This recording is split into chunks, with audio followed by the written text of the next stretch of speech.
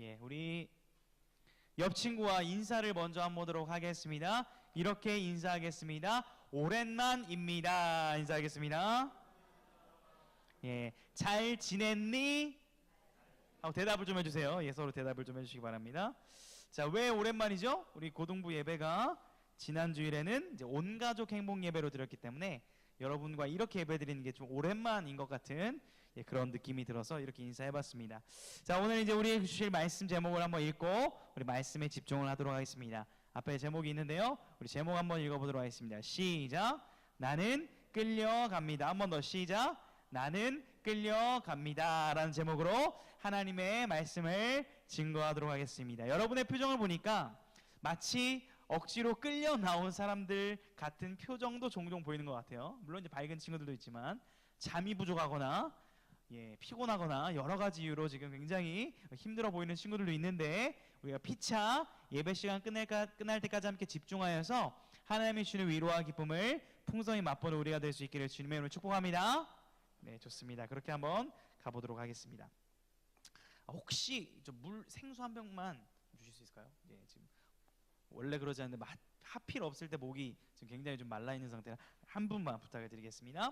자, 한번 질문으로 시작해 보도록 하겠습니다. 여러분, 자, 나는 최근에 우울감을 좀 느껴본 적이 있다. 속으로 손 이렇게. 예. 시험이 끝났고 또 성적표를 보는 순간 뭐 그런 감정이 들었을 수도 있고 뭐 여러 가지 이유가 있겠지만, 또 최근이 아니더라도 나는 교회를 오래 다녔지만 우울감을 느껴본 적이 있다, 없다, 한번 속으로 대답을 해봤으면 좋겠습니다. 자, 한번 이렇게 질문을 해볼게요.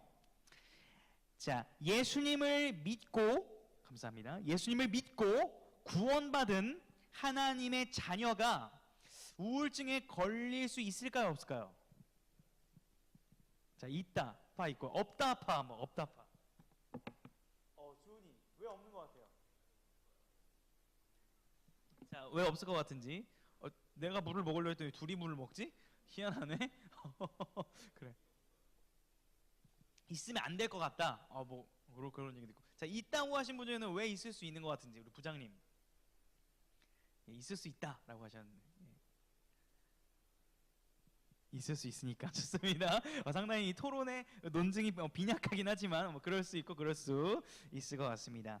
저번에도 한번 제가 보여드린 통계이긴 한데 오늘은 통계를 가져오진 않았는데, 여러분 당연히 알겠지만 코로나 이후에 이 대한민국의 우울증 환자의 숫자는 계속 꾸준히 증가를 하고 있습니다.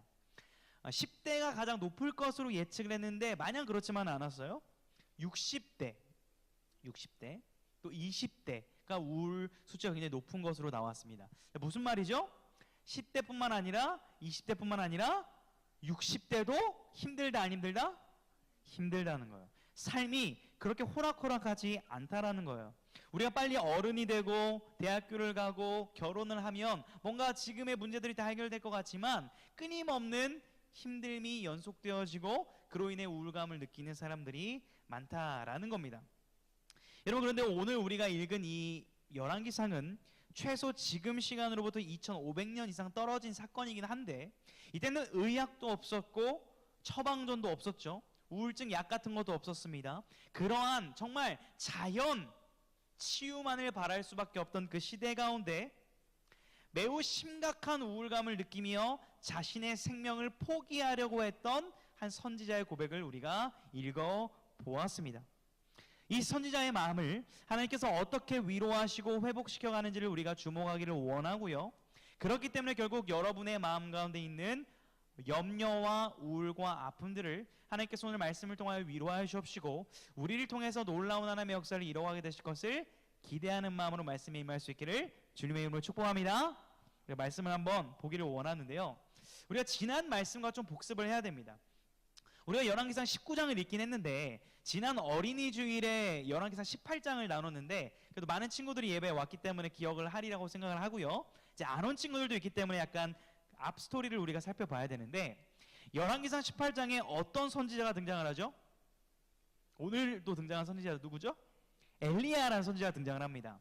자, 엘리야와 어떤 선지자 450명이 싸움을 했어요? 바알 선지자. 목사님이 저번 주에 어떤 선지자 연기를 했어요? 예, 그랬더니 어린이 주일이었잖아요. 목사님이 이제 연기를 냈는데 우리 유년부 친구들이 와서 저한테 바알 소리를 어떻게 하는지 알려달라는 거예요. 그래서 이제 그걸 알려줄까 말까 고민을 많이 하다가 이건 연기이고 우리는 여호와를 섬기는 사람들이야 라고 얘기를 한 다음에 알려줬더니 그 친구가 집에 가서 팔 이렇게 했다고 해요. 그래서 약간 좀 제가 좀 후회도 좀 됐는데, 아무튼 그만큼 바알이 강력하다라는 거. 바알이 뭐죠? 세상입니다. 세상. 우리로 따지면 돈, 성적, 좋은 대학교, 이 모든 것들이 우리를 하나님보다 더 사랑하게 되어지는 우상들, 이것이 바알이에요. 이것들에 대해서 우리가 저번 주에 살펴봤습니다. 하나님께서 그 바알 선지자들을 처단하셨죠. 하나님의 불, 여호와의 불이 임하여서 정말 이 시대 가운데 하나님만이 살아계신 하나님이시고 정말 참 능력의 하나님이심을 18장에서 보여주셨습니다. 그 사건이 있은 이후에 오늘 우리가 읽은 19장 1절이 시작을 하는 건데요. 여러분, 오늘 본문 한번 다시 읽어보기를 원합니다. 이제 성경책이랑 여러분 핸드폰을 좀 펴놓으시고 우리 본문 9장 2절을 한번 읽어보도록 하겠습니다. 2절 시작. 이세벨이 사신을 엘리야에게 보내어 이르되 내가 내일 이맘때에는 반드시 내 생명을 저 사람들 중 한 사람의 생명과 같게 하리라. 그렇게 하지 아니하면 신들이 내게 벌 위에 벌을 내림이 마땅하니라 한지라. 자, 오늘 19장에 보니까 18장에 나오지 않았던 새로운 인물이 나오는데 어떤 여인이 나와요? 이세벨. 누구의 아내? 아합 왕의 아내 이세벨입니다. 매우 악랄하고 간교하고 매우 스마트합니다. 어떻게 보면 세상적으로는 아주 똑똑했던 그런 여인이라고 할 수 있는데, 잘 보세요. 자신의 남편 아합 왕은 매우 정치적으로 경제로 뛰어난 왕입니다. 세상적으로 봤을 때. 그런데 지금 바알 선지자들을 옹호하다가 그 선지자들이 다 죽은 거예요. 바알이 거짓임이 드러난 거예요. 하나님의 살아계심이 기적적으로 드러난 겁니다. 자, 그 사건을 보고 한 말이 오늘 2절의 말인데요. 지금 쉽게 말하면 뭡니까? 반성과 후회의 기미가 있어요, 없어요? 없죠. 오히려 엘리야를 어떻게 하겠다고 지금 협박합니까? 옆 사람한테 이렇게 한번 본문의 감정을 담아서 얘기합시다. 죽여버릴 거야. 시작. 지금 이거예요. 너 죽여버릴 거야. 이 얘기하는 겁니다. 너 못 죽이면 내가 신들의 그 벌들을 위해 벌을 내가 받을 거다라고 이렇게 호언장담하면서 협박과 위협을 하고 있는 거예요. 자, 우리는 이 대목에서 생각해볼 포인트가 있어요. 자, 아합과 이세벨은 세상을 상징하고 또 교회는 다니지만 하나님과 세상 사이에서 고민하는 우리들을 대표하는 인물이기도 합니다.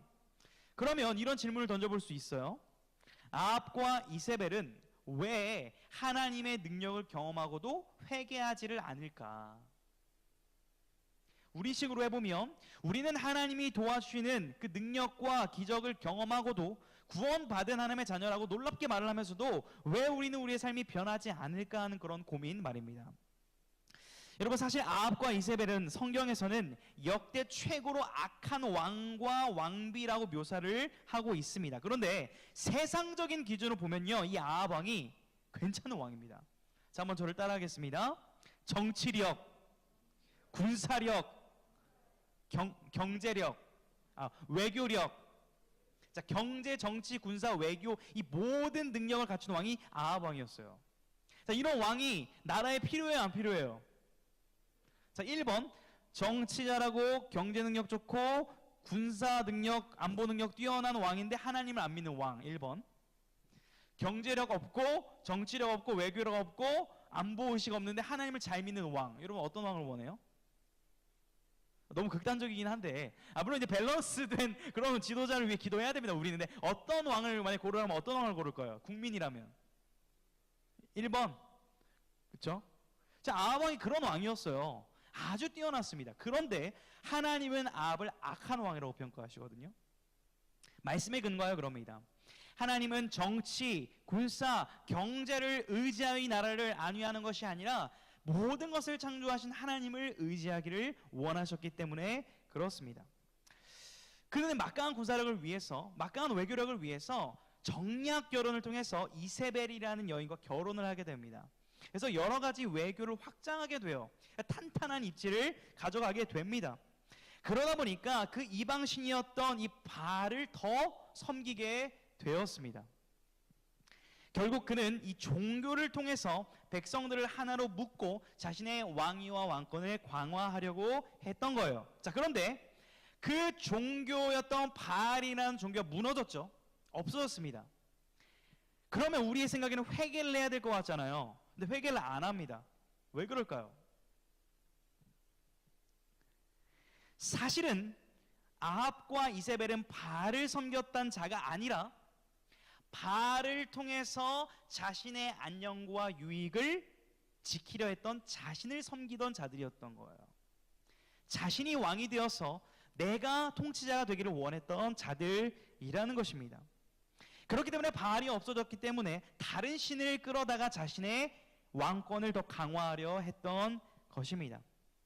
성경에는 이런 악인들의 완악한 마음을 고발합니다. 우리가 잘 아는 애굽의 어떤 왕이 있죠? 파라오, 바로왕, 성경에서는 바로왕이라고 그러죠. 그 바로왕이 10가지 재앙을 통해서 이스라엘 백성들을 내보내 줄 때에 마음이 계속 완악해집니다. 보내준다고 했다가 안 보내준다고 했다가, 하나님을 두려워했다가 하나님을 조롱하기도 했다가, 그런 완악한 마음을 보여줍니다. 성경은 이것을 신약 성경에서 그 마음이 어떤 마음인지를 정확하게 고발하는데요. 우리 말씀 혹시 찾아볼 수 있으면 한번 찾아보겠습니다.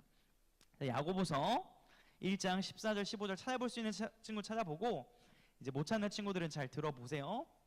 야고보서 1장 14, 15절. 예, 신약 성경입니다. 약 이렇게 됐으면 약.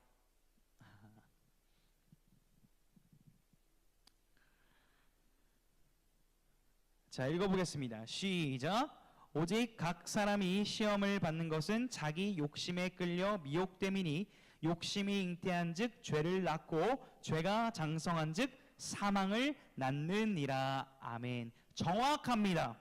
아합과 이세벨의 마음에는 자신이 신이 되려는 욕심이 있었고, 바알 선지자가 없어지더라도 그 마음은 변하지 않아 결국 그것이 자라고 자라서 사망에 이르게 되는 악한 모습으로 나타나게 된 거예요. 이것은 요즘 우리들에게 주는 경고죠. 왜 우리가 변하지 않을까? 교회를 다니는 것 같은데 왜 나는, 많은 사람들은 회개하는 삶을 살지 않을까? 그 안에 정말 하나님보다 나의 욕심이 자리 잡고 있는지를 돌아보며 그 욕심을 도려낼 수 있기를 주님의 이름으로 축복합니다. 우리가 그렇다면 뭐 아합과 이세벨은 그렇다 치고, 이제 우리의 용사 엘리야 선지자가 이 반응에 대해서 어떻게 리액션 하는지를 우리가 봐야 될 필요가 있습니다. 자, 3절 5절을 우리 한번 기대감을 가지고 한번 봐볼까요? 우리 오늘 다시 본문 19장 3절 5절을 읽을 텐데, 3절을 목사님이, 4절을 우리 자매들이, 5절을 형제들이 한번 읽어보도록 하겠습니다. 형제들 힘을 내십시오. 자, 제가 4절 자매, 5절 형제, 제가 먼저 읽겠습니다. 그가 이 형편을 보고 일어나 자기의 생명을 위해 도망하여 유다에 속한 브엘세바에 이르러 자기의 사환을 그곳에 머물게 하고.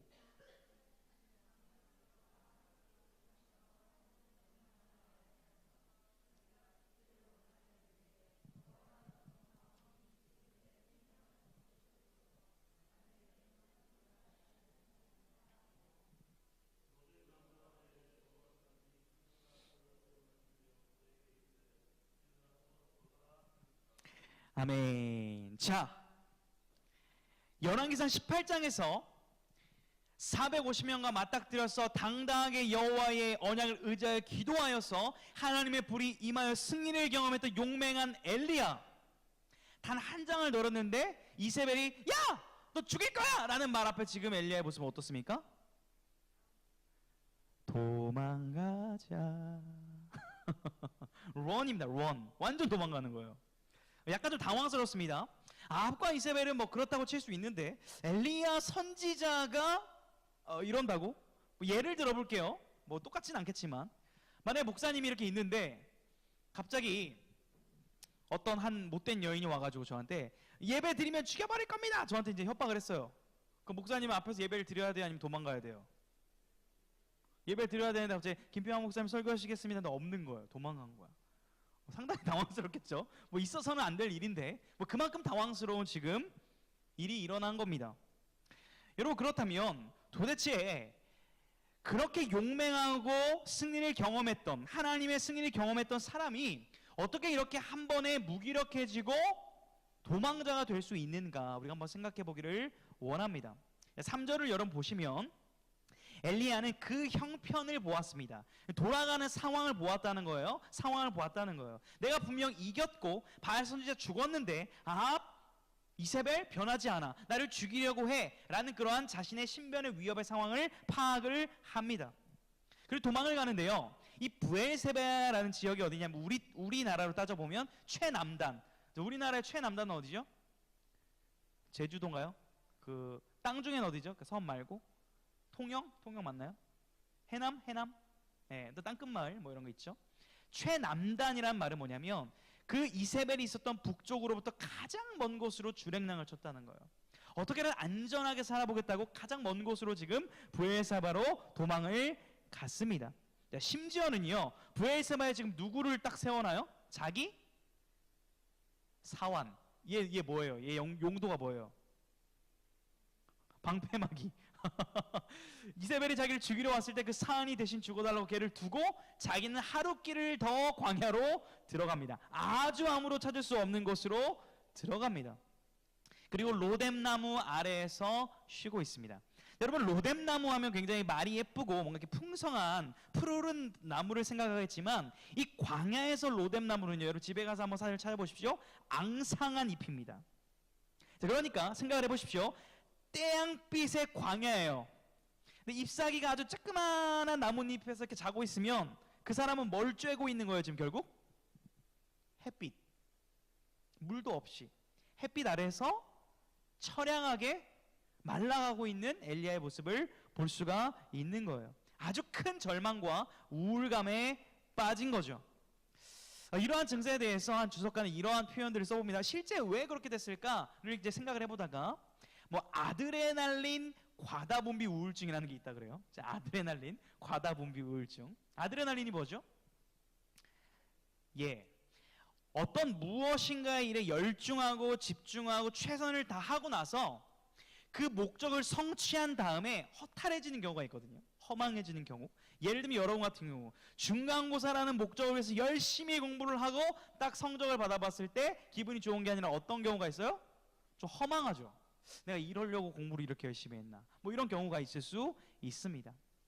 특별히 어떤 연예인이나 방송의 직군에 있거나 어떤 일을 열정적으로 무대 위에서 했던 사람들이 이러한 증상들을 좀 많이 경험한다라고 통상적으로 얘기를 합니다.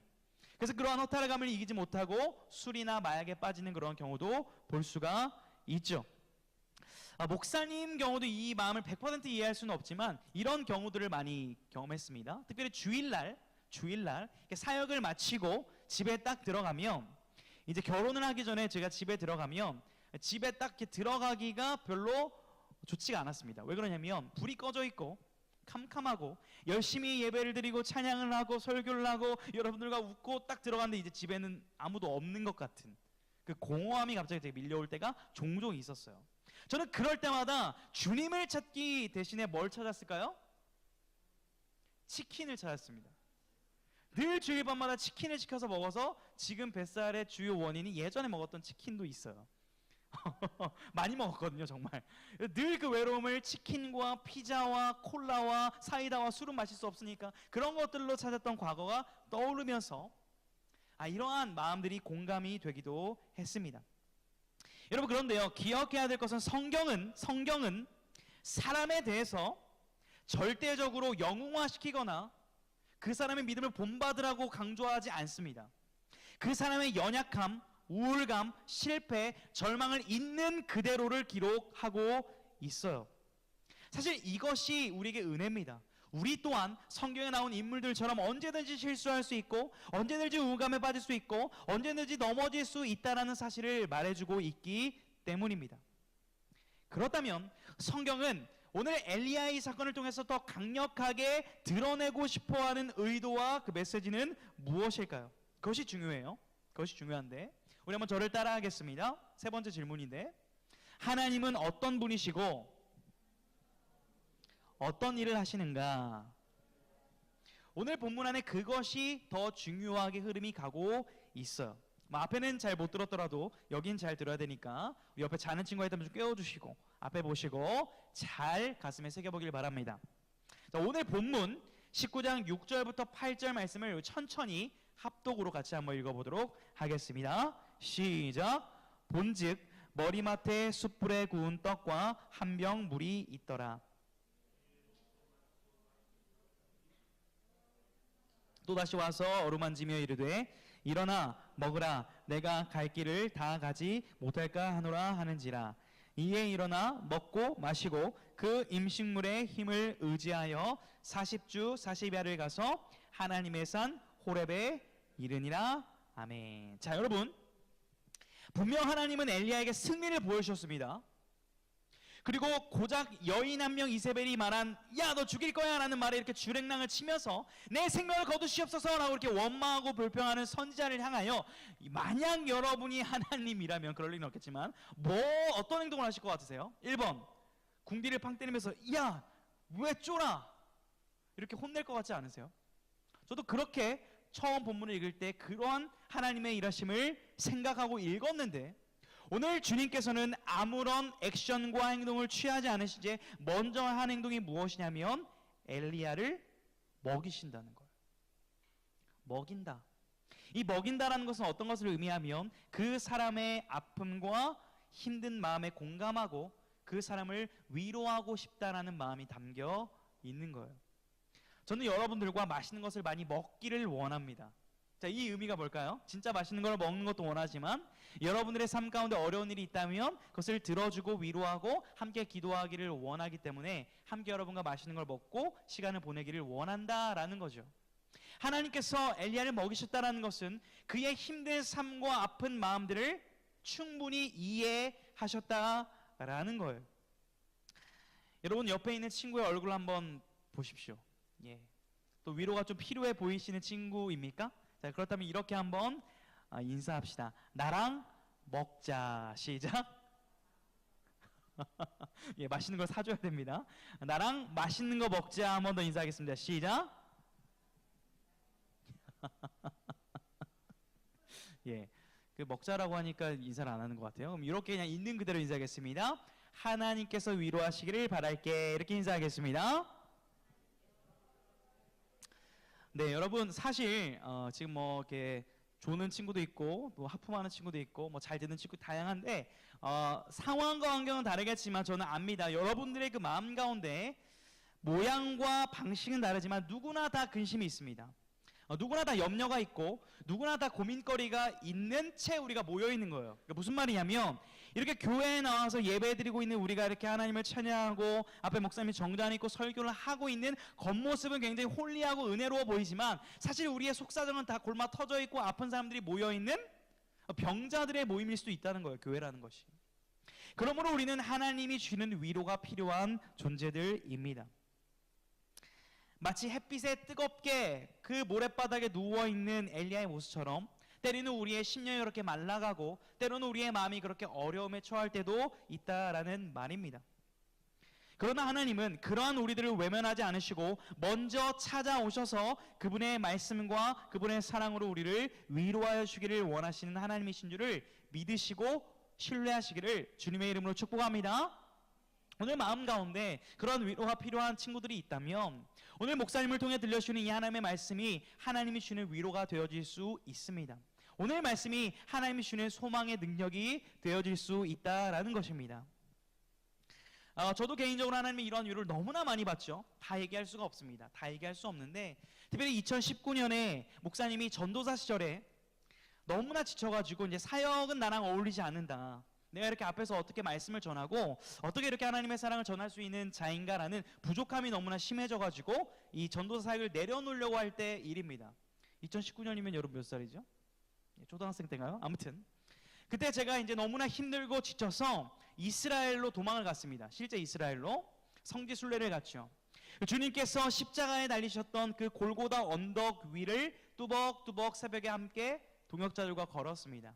잠시 기도하는 시간을 가졌는데 그 기도하는 시간 가운데 주님이 주셨던 감동과 은혜는 이런 것이었습니다. 평강아, 너가 지금 열심히 나를 위해 살아간다고 말을 하고 최선을 다해서 힘을 다 쏟아서 지쳐있지.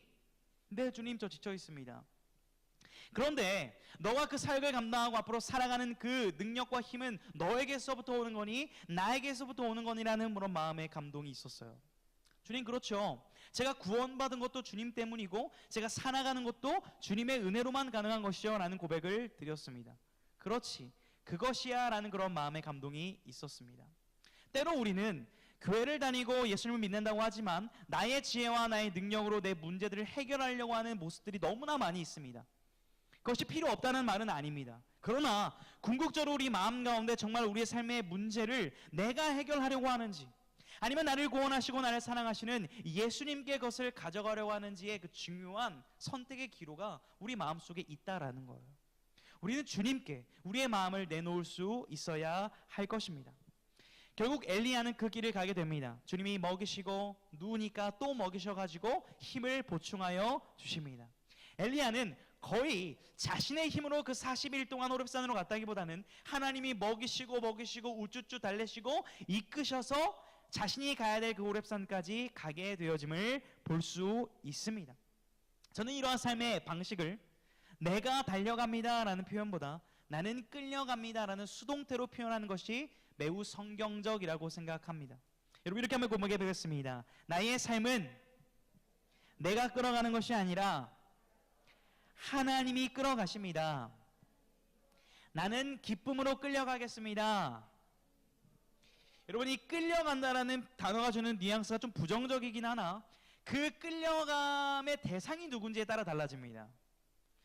우리가 하나님께 끌려간다는 것은 사랑과 은혜의 자리로 나아가게 되어진다는 것이기 때문에 매우 기쁜 끌림이 될 것입니다. 여러분, 우리 오늘 말씀을 통해서 기억하기를 원합니다. 우리는 엘리야와 같이 이미 하나님을 믿고 하나님에 대해 들었고 하나님의 은혜를 입은 하나님의 자녀들임을 믿으시기를 주님의 이름으로 축복합니다. 그러나 이런 하나님의 자녀들에게도 위기가 오고 고난이 올 때 우리는 우리의 힘으로 이겨낼 수 없는 절망에 빠질 때도 있다는 것을 또한 기억하셨으면 좋겠습니다. 그때에 나의 힘으로 일어날 수 없는 그때에 하나님이 먹이시고 위로하심을 경험하게 되어질 수 있기를 주님의 이름으로 축복합니다. 그 위로만이 다시 내가 걸어가고 나아갈 수 있는 유일한 힘이 될 것입니다. 성경에는 이러한 위로와 소망으로 가득 차 있어요. 그 중에서도 제가 너무나 좋아하는 성경 구절이 하나 있어요. 제가 암송을 늘 하는 구절이기도 한데 우리 그 구절을 소개하고 함께 읽고 우리 찬양하면서 설교를 마치도록 할 텐데요. 우리 시편 43편을 한번 찾아보도록 하겠습니다. 시편 43편 5절 말씀 우리 같이 한번 읽어보고요. 여러분 이 구절을 기억할 수 있다면 별표를 해두고 힘들고 어려울 때마다 반복해서 읽고 붙들 수 있기를 바라겠습니다. 시편 43편 5절 말씀 읽어보겠습니다. 시작. 내 영혼아 내가 어찌하여 낙심하며 어찌하여 내 속에서 불안해하는가. 너는 하나님께 소망을 두라. 그가 나타나 도우심으로 말미암아 내 하나님을 여전히 찬송하리로다. 아멘. 넘어지고 무너져도 다시 그가 나타나 도우심으로 말미암아 하나님을 찬송하고 그분의 힘을 힘입어 나아가게 되어지는 그러한 삶을 살아갈 줄 믿고 여러분들을 축복합니다.